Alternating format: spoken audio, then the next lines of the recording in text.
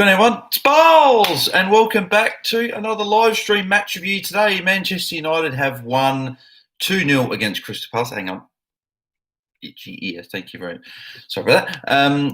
2-0 win for Manchester United over Palace. Good win for the boys today. It wasn't a vintage performance. We could have performed a bit better, but hey, in the day, we get the 3 points. That's what's needed. Would have been good if the other teams around us could have dropped some points. But before I get into the match review and reaction, all that good stuff, make sure you subscribe to the channel if you haven't already. Turn notifications on so you don't miss any content that I release in the future. And like the video if you enjoy the content. So there you go. And then all the social media links as well will be in the description below. I keep forgetting to do that, but I should do that. But anyway, 2-0 win for Manchester United.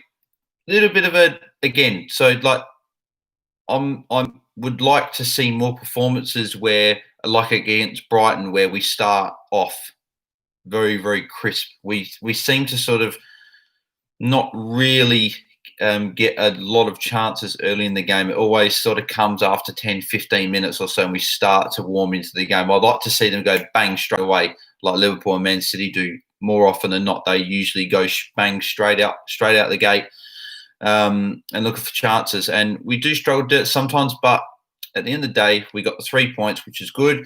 A little bit lucky as well, a little bit fortunate as well.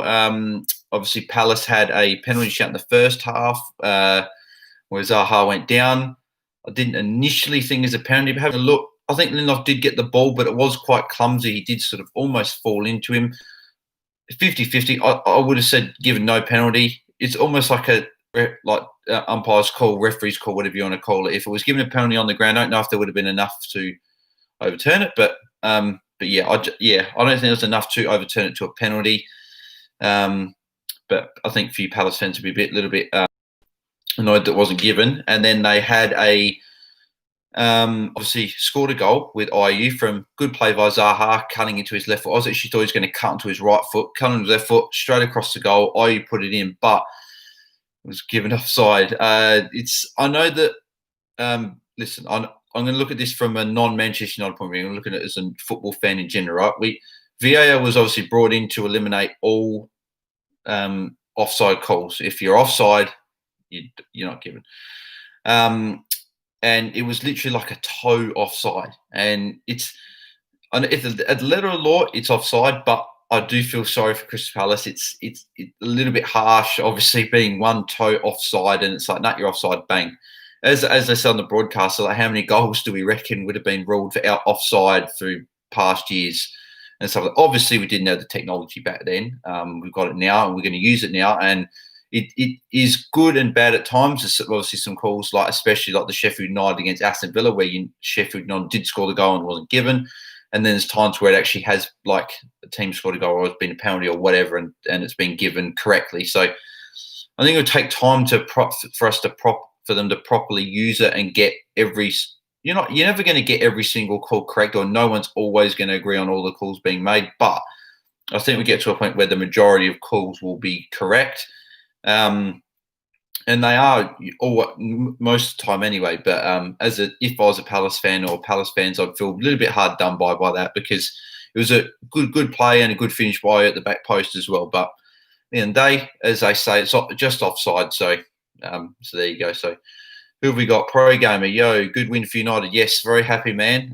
It would have been a lot better if Leicester City would have, no, I should say Sheffield United would have beaten Leicester. That would have been nice. And then obviously Chelsea won yesterday to Norwich 1-0. Just a annoying win, because it, like, 1-0 against Norwich isn't amazing, but it's just enough to get the 3 points. A little bit like United's points today, 2-0, just enough to get the 3 points. Because I thought Palace played quite well.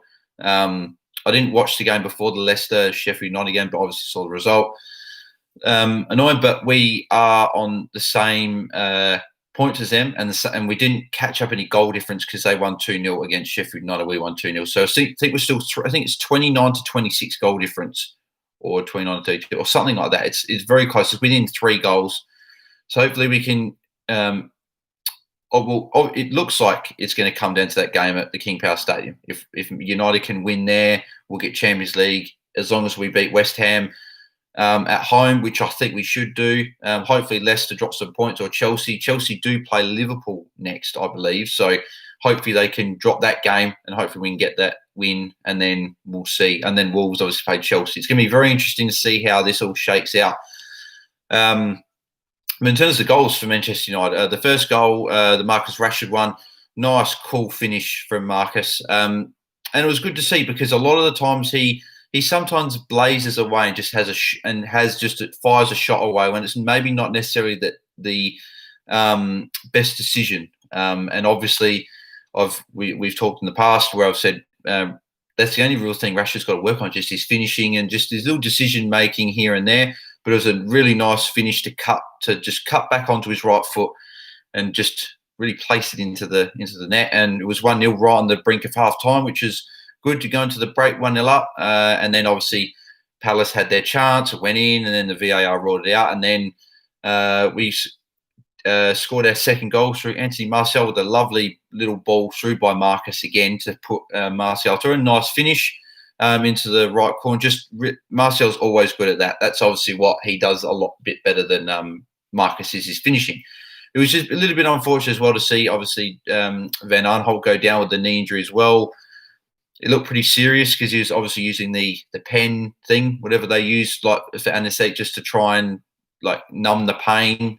So obviously it was quite painful for him. Hopefully he's okay. Hopefully he doesn't nothing serious for him. So thoughts out to Van Aanholt. Hope he's all right. It was just an innocuous incident. Like Martial had the shot, and Van Aanholt unfortunately just came in, and Martial fell over, and then did a bit of a tangle when he went down. So hopefully he's all good for Palace anyway. But and then Bruno, I can't remember. I think it was shortly after that. It was a nice play. I think it was Marcus again that cut it back in, and Bruno, I thought it was another goal, and then he hit the post. I think it might have been before Martial's goal, I reckon. I honestly can't remember. It's 7 a.m. as usual time when I do these reviews. So, yeah, but could have been 3-0, but hey, 2-0 is always a good result. Yeah, there you go. I don't know what I was going to say, but there you go. So let's get into the player ratings again, if I can get my English correct. Also, if you're watching live or if you're watching after, if you're live, make sure you leave your player ratings and thoughts and stuff in the live chat. If you're not watching live and you're watching after, make sure you leave in the comments below. I'll get to all of everyone's ratings and let's see if we get the same ratings and compare the pair, as they say. All right, so let's start again. We do from back to front. I'm going to start with David De Gea. Now, he had a really good game today. I don't actually remember how many exact saves he had, which is what I will check now. But he made quite a few saves, which was really good to see. And a couple of them were quite difficult as well. Some really good stops in there. And it was good to see him get back to a little bit of form the last couple of weeks. He made some good saves, hasn't made any bad mistakes. Which is always handy. David De Gea made 5 saves today. So, yeah. And I think from memory, 3 of them were quite good. Especially the one with the Milivojevic free kick. It was going in the top corner. He was able to poke that out. He was definitely in the best 3 players on the pitch. It's usually you only give man of the match to a goalkeeper if they like we win 1-0 and he'll make like 9 or 10 saves, or maybe save penalty or whatever, or has a net standing game. Usually give it to the attacking players. And unfortunately for David today, I'll be giving it to a attacker. So there you go.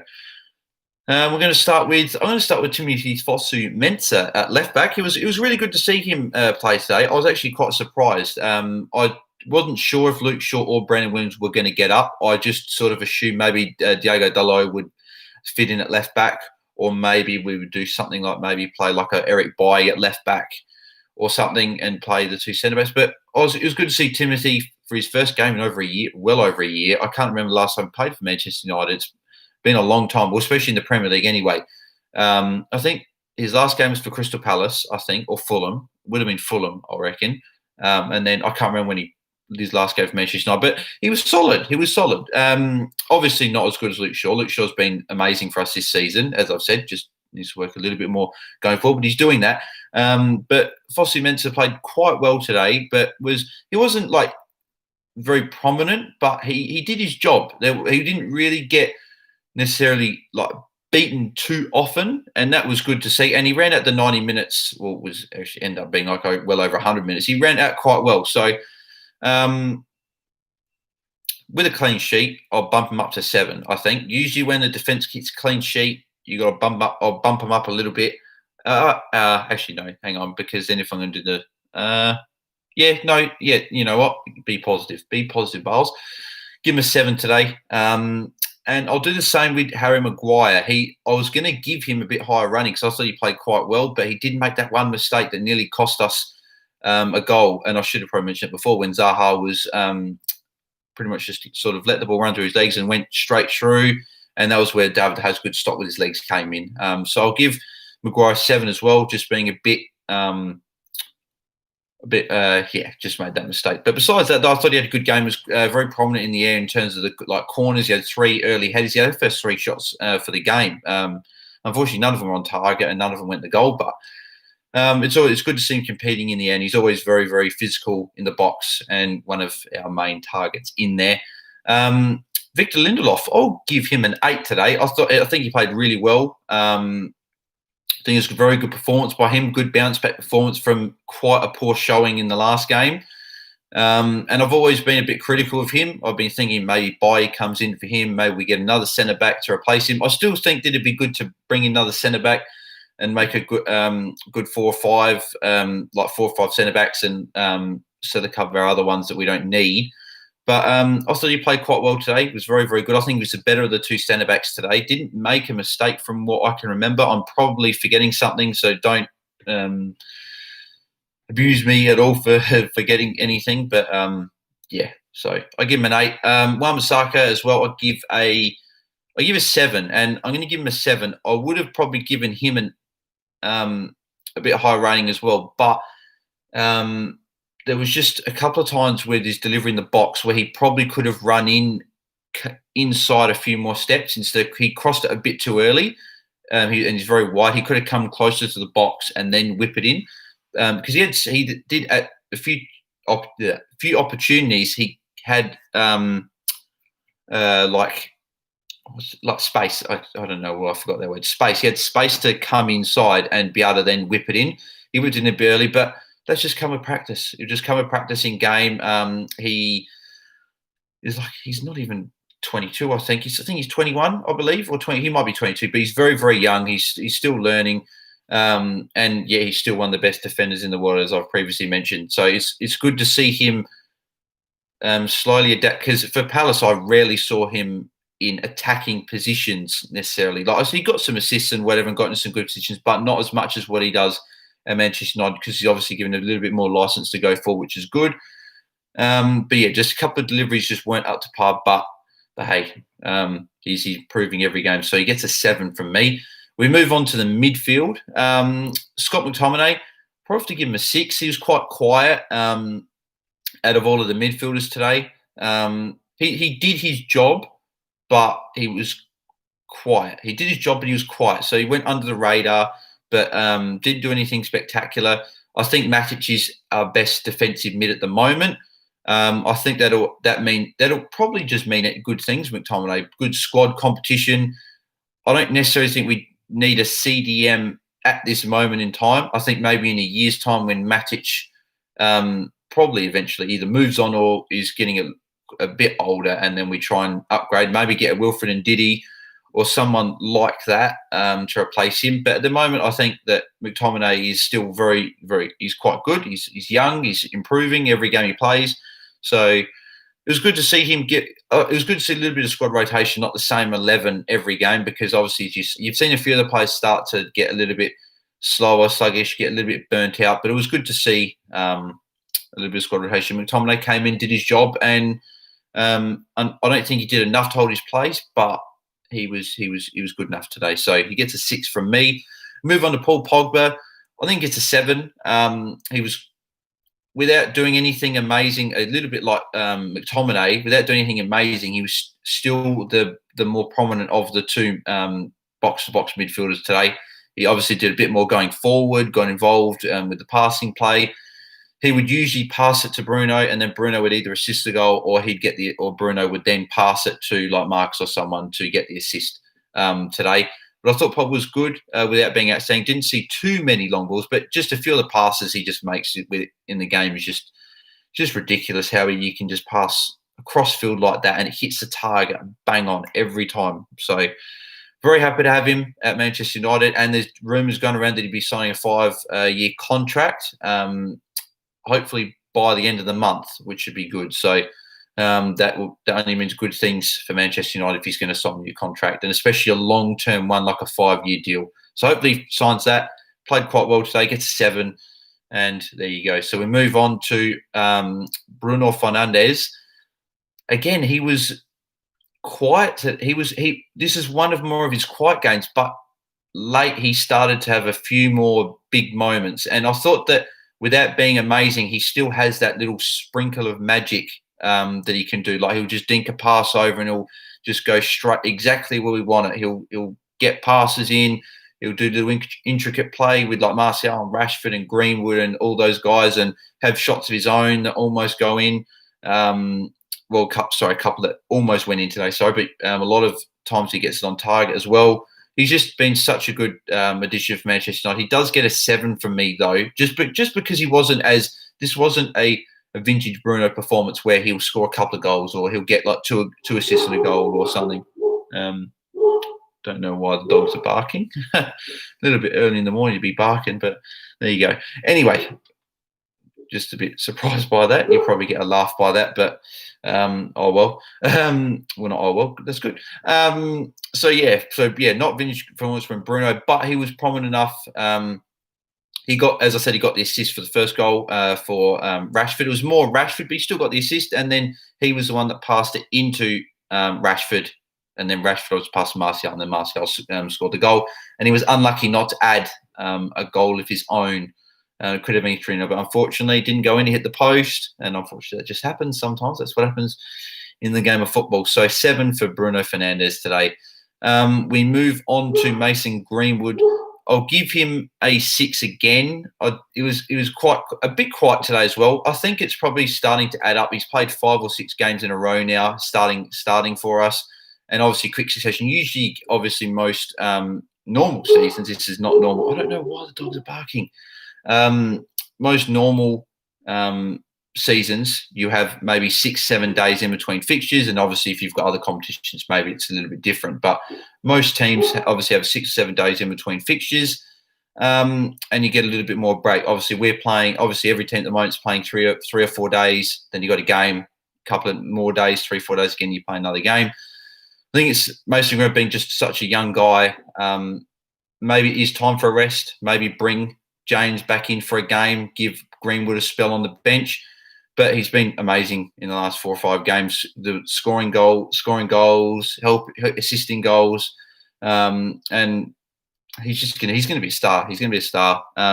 Even though it was one of his quieter performances today, I just see big things for him in the future. But I'll give him a 6. But he did have a couple of little moments here and there, but just obviously not some of the performances he's had in the past few weeks. So. We move on to the 2 big boys from today. I'm going to give Martial an 8 today. Very good performance by him. Not always the ones scoring the goals. He's just always involved in the build-up play, which is I keep talking about him and just heaping praise on him each review, and he just is very, very good. I love Martial. He's such a good player. He fits well into the system that we run. He's a very, very good guy, striker for us up front with his physical body and stuff like that. I keep getting put off with the dogs barking. I'm going to have to go check this in a sec. But yeah, I keep losing my train of thought. What was I saying? Talking about Martial. Yes, so just very, very good performance by him up front. Give him an 8. And we move on now to the man of the match for me. It's Marcus Rashford. I've been waiting a little bit to be able to say man of the match, Marcus Rashford. And he was finally able to get a man of the match performance today. goal and assist for him. Looked dangerous every time he got the ball. Good composure, obviously, for him scoring the goal, and a very, very good little touch pass just to put it into Martial's path and score the second. Very good for us. Lilo, drop, drop, drop. Yeah. Seriously, bloody dogs, tell you. But yeah, good performance by Rashford. Had a couple of good chances as well. Had a good chance late to score a second. Keeper saved it, unfortunately. And yeah, just a good all-round performance. I would have been probably talking more about Martial and Rashford, but I've been thrown off with dogs barking and all this stuff in the background. So might be a bit short. It's about just past 20 minutes, so it will be a little bit of a shorter review today. So, but we'll go on to the subs. I can't actually remember who came on as all the subs. I know I remember a couple, but I can't remember all of them. So we just had so it was just the two. So Matic and Lingard came on. Matic was solid enough, but obviously didn't have too much time to really for me to be able to rate him higher or anything. So I give him a 6. And Lingard just, I'll probably. I'll give him a 5. Like, I know that I probably should be giving him a 6 coming off the bench, but he goes out there and he just runs around, but doesn't really do anything. He gets the ball and he just does a little side pass, and then when he shoots, it gets blocked, and he's just unfortunately, he's just not good enough for Manchester United anymore. Unfortunately, we've moved on with Bruno and Pogba, but when you compare the quality of like Pogba and Bruno and like Martial Rashford, then you go down to Lingard.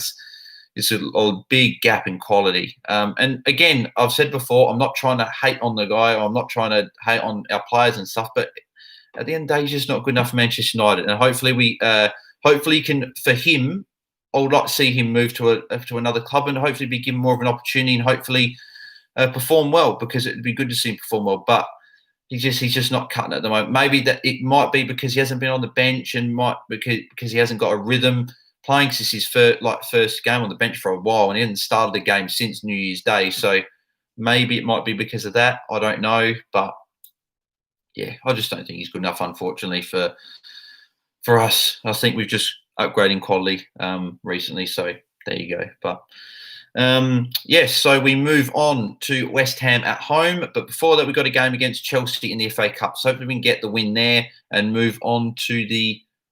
Is this the quarterfinals and we move on to the semi-finals? Or is this the semi-finals? I can't actually remember.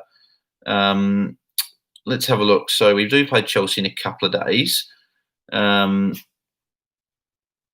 Match details. So it is the semi-finals. So hoping we get the win there. I can't actually remember. So who is in the other quarterfinal? That would have been good to have checked before. Keep saying check beforehand. I should keep checking this stuff beforehand and then be able to read it after. But you always make mistakes. Let's go FA Cup there, and we're going to Arsenal Man City. So we'll play the winner of that. It's at the Emirates, so you never know if Arsenal get the job done. They just beat Liverpool, so Arsenal will be up and about. I would hope that we can get the win there, but we'll see what happens. And then we have West Ham at home, and then we've got Leicester to finish the season off. So hopefully we can get maximum points and make Champions League football, because as long as we beat West Ham, we beat Leicester, we will make Champions League football no matter what. As long as we win those 2 games, we will make it. So the destiny and path to Champions League football is in our own hands. So hopefully we can get that job done. So that'll be it for today. If you did enjoy the video, make sure you click that thumbs up. Very much appreciated. Make sure you subscribe to the channel if you're new around here. As I say all the time, trying to reach 250 subscribers. So if you can help me reach that goal, that'd be very much appreciated.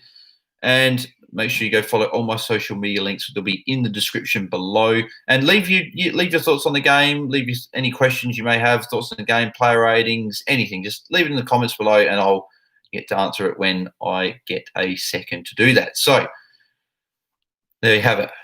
Manchester United 2-0 win against Crystal Palace. And I will see you in the next video. I'm out. Cheers.